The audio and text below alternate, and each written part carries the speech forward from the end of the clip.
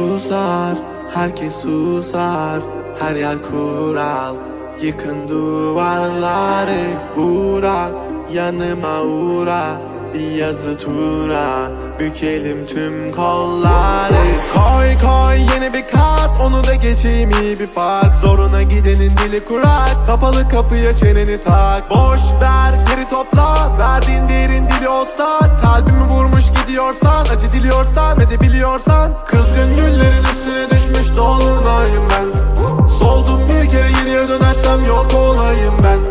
Koştum bir firara, beni ölmezsem yine ara. Kara kış gibiyim sobalara, bizi doldursun odalara. Kızgın güllerin üstüne düşmüş dolunayım ben. Soldum bir kere geriye dönersem yok olayım ben. Koştum bir firara, beni ölmezsem yine ara. Kara kış gibiyim sobalara, bizi doldursun odalara.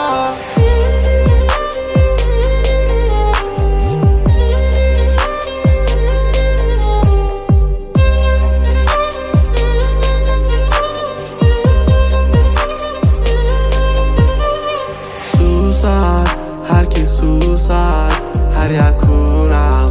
Yıkın duvarları, uğra, yanıma uğra. Bir yazı tura, bükelim tüm kolları. Normale döneceğim, hayatım versin istediğimi. Zorlama düşerim, şeytan duymasın dinlediğimi. Koy baba gitsin fırlavan, zorlama kadere trip atma. Trip atma, trip atma. Normale döneceğim, hayatım versin istediğimi. Zorlama düşerim, şeytan duymasın dinlediğimi. Koy baba gitsin fırlavan, zorlama kadere trip atma. Trip atma, trip atma. Kızgın güllerin üstüne